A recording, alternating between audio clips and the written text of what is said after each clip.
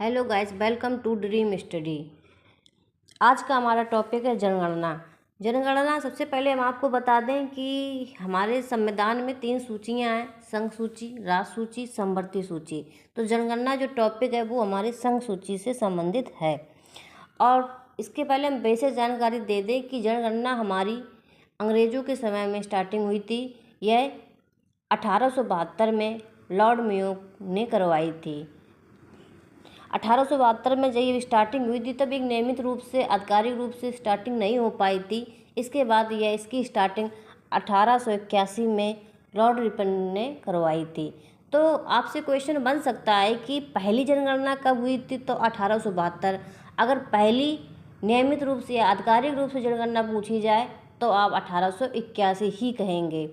इसके बाद एक क्वेश्चन बनता है कि आज़ादी के बाद की पहली जनगणना कौन सी थी, तो वो जनगणना थी 1951 की। चलिए, आपके 3 सवाल यहाँ से बन सकते हैं। इसके अलावा लास्ट की जनगणना हमारी हुई है 2011 में, क्योंकि हर 10 साल के बाद जनगणना होती है। 2011 के बाद 2021 में होनी थी, पर कोरोना की वजह से वो नहीं हो पाई। चलो, इतनी बात हो गई। इसके बाद आपसे पूछा जा सकता है कि टोटल जनगणना कितनी हो चुकी हैं। तो टोटल जनगणना अभी तक 2011 तक 15वीं हुई थी 2011 में, ठीक है। लेकिन आज़ादी के बाद की अगर पूछे जाए, स्वतंत्रता के बाद की, तो 7वीं जनगणना थी। और जनगणना जब हुई थी उस टाइम के 2011 की जनगणना जब हुई थी उस टाइम के आयुक्त थे डॉक्टर सी चंद्र मौली। ओके, उस टाइम के राष्ट्रपति थे प्रतिभा सिंह पाटिल। इसके बाद इस 2011 की जनगणना का मोटिव था हमारी जनगणना हमारा भविष्य। क्या था? हमारी जनगणना हमारा भविष्य। और हमने आपको बता दिया कि ये संघ सूची का विषय है।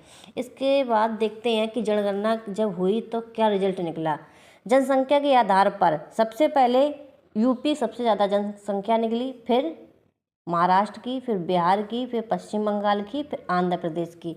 इसलिए एक छोटी सी शॉर्ट ट्रिक होती है, ऊ मेरे बिहार पर आया। क्या? ऊ मेरे बिहार पर आया। ऊ से उत्तर प्रदेश, मेरे से महाराष्ट्र, बिहार से तो बिहार, पर पश्चिम बंगाल, आया आंध्र प्रदेश। इसके बाद देखते हैं कि घटता हुआ क्रम। सबसे कम जनसंख्या कहाँ निकली? सिक्किम में। तो सिक्किम, मिजोरम, अरुणाचल प्रदेश, ये सबसे घटता हुआ क्रम है। और यूटी की बात करें तो यूटी में सबसे ज़्यादा है देहलई में। कितनी है? 1.67 करोड़। और न्यूनतम सबसे कहाँ है? लक्षद्वीप में 64.47 ठीक है। चलिए आगे देखते हैं भारत की साक्षरता। भारत की टोटल साक्षरता कितनी है? साक्षरता का मतलब क्या होता है, पहले आप ये समझ लें कि साक्षरता का मतलब होता है कोई भी व्यक्ति को कम से कम एक भाषा में लिखना, पढ़ना, समझना सब कुछ आना चाहिए। मतलब एक भाषा का उसका ज्ञान होना चाहिए। वो कोई भी चीज़ उस भाषा में पढ़ भी सके, उसको समझ भी सके, उसको लिख भी सके, उसको साक्षरता कहते हैं, ठीक है। तो भारत की साक्षरता टोटल है 74.04। इसमें से पुरुष की साक्षरता है 82.14 और महिला की है 65.46%। तो आप समझ सकते हैं, आपको डाटा दिख रहा होगा। इसके बाद हम बताते हैं कि 7 वर्ष और उससे अधिक आयु का व्यक्ति जो किसी भी भाषा में समझ के साथ पढ़ या लिख सकता है उसे साक्षर माना जाएगा। जैसे कि हमने आपको पहले ही बताया है कि साक्षरता का मतलब क्या होता है, उसकी डेफिनेशन यहाँ लिख रखी है। भारत में 100% साक्षर वाला एक ज़िला है। भारत में 100% की स्थिति में रखने वाला एक ज़िला है, वो है केरल का एर्नाकुलम। ठीक है, एक छोटा सा इम्पोर्टेंट डाटा। चलिए आगे देखते हैं highest literacy state of India, यानी कि साक्षरता वाला ज़िला सबसे ज़्यादा कौन सा है? केरल, ठीक है। और यूटी में सबसे ज़्यादा कौन सा है? लक्षद्वीप। तो केरल और लक्षद्वीप ये हमारे हाईएस्ट साक्षरता वाले हैं। और लोएस्ट में देखें सबसे कम कौन सा है? बिहार। और यूटी में देखें तो दादरा नगर हवेली। इसके अलावा देखते हैं जनगणत। पहले जनगणत के बारे में आप समझ लें, जनगणत होता क्या है। 1 किलोमीटर लंबा, 1 किलोमीटर चौड़ा एक स्क्वायर बनाइए। इस स्क्वायर के अंदर कितने लोग रहते हैं, इसको जनघनत्व कहते हैं। यानी कि 1 किलोमीटर स्क्वायर के अंदर का जो रहता है, उसके अंदर जो जितने भी व्यक्ति आते हैं उनको जनघनत्व कहा जाता है। तो भारत का जनघनत्व 382 व्यक्ति प्रति वर्ग किलोमीटर, बात समझ में आ रही? प्रति वर्ग किलोमीटर के अंदर 382 व्यक्ति रहते हैं, ऐसा भारत का जनघनत्व है। इसके अलावा देखते हैं कि स्टेट में सबसे ज़्यादा किसका है? बिहार का। कितने हैं यहाँ पर? 1102। कितने? 1102। और सबसे कम कौन सा है? अरुणाचल प्रदेश। कितने हैं यहाँ पे? 17, मात्र 17। बताओ कितना अंतर है 1102 और ये 17। चलो आगे देखते हैं। आगे यूटी में देखते हैं देलही का 11,320। ओहो, यहाँ सिर्फ 1102 है, यहाँ 11,320 हाईएस्ट है देलही में, और मिनिमम है अंडमान में 46। ओके, चलो आगे देखते हैं सेक्स रेशियो। सेक्स रेशियो क्या होता है? 1000 प्रति 1000 मेल पर कितनी फीमेल हैं, उसको कहते हैं सेक्स रेशियो। तो भारत का लिंगानुपात है 943। 1000 पुरुष पर 943 महिलाएं हैं। और सर्वाधिक वाला है केरल, क्योंकि केरल के लोग ज़्यादा साक्षर हैं, ज़्यादा पढ़े लिखे हैं, तो समझदार होते हैं, इसलिए समझ सकते हैं हम कि केरल का सेक्स रेशियो कितना है? 1084।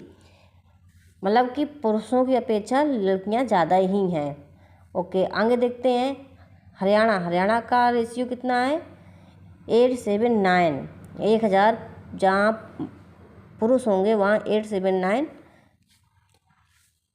महिला होंगी। और यूटी में देखते हैं तो पुदुचेरी का है 1838 और मिनिमम में है 618 दमनदीप का। चलिए आगे देखते हैं चाइल्ड सेक्स रेशियो। इसमें हम देखते हैं कि 0 से 6 वर्ष के बच्चों में देखते हैं कि 1000 बॉयज़ पर कितनी गर्ल्स हैं चाइल्ड। ठीक है, तो भारत का बाल लिंगानुपात 919 है। अधिकतम राज्य में अगर देखा जाए तो अरुणाचल प्रदेश में है और न्यूनतम हरियाणा में है। आगे देखते हैं 10 की वृद्धि। 10 की वृद्धि का मतलब है कि 10 साल के बाद जनगणना होती तो उसमें क्या प्रोग्रेस हुई है, क्या घटा है, क्या बढ़ा, ये सब देखा जाता है। तो 2001 से लेकर 2011 से भारत की 10 की वृद्धि 17.64 के हिसाब से बढ़ी है। और 2001 से 2011 तक की भारत की वार्षिक जनसंख्या में वृद्धि, मतलब हर साल के हिसाब से कितनी बढ़ी है? तो 1.64% के हिसाब से बढ़ी है। अधिकतम 10 की वृद्धि वाला राज्य मेघालय है और न्यूनतम 10 की वृद्धि वाला राज्य नागालैंड, यानी कि नागालैंड में ज़्यादा वृद्धि नहीं हुई है। और यूटी की बात करें तो अधिकतम में दादरा नगर हवेली है और न्यूनतम में लक्षद्वीप है। इसके बाद हम देख लेते हैं छोटा सा टॉपिक अनुसूचित जनजाति, जिसको हम एसटी कहते हैं। तो सर्वाधिक अनुसूचित जनजाति यानी कि एसटी जनसंख्या वाला राज्य मध्य प्रदेश, महाराष्ट्र, उड़ीसा है। और परसेंटेज में देखा जाए तो मिजोरम, हरियाणा और पंजाब है। और आगे देखते हैं अनुसूचित ये जनजाति होता है, अनुसूचित जाति जिसे हम एससी कहते हैं। ठीक है, सर्वाधिक अनुसूचित जाति वाला यानी कि एससी वाला राज्य उत्तर प्रदेश है और परसेंटेज में नागालैंड, अरुणाचल प्रदेश है। नहीं, नागालैंड अरुणाचल में एससी है ही नहीं। ओके, तो धन्यवाद। आज का टॉपिक इतना ही रहेगा। मैंने इसमें आपको कम समय में पूरी 2011 की जनगणना को किया है। बहुत बहुत धन्यवाद।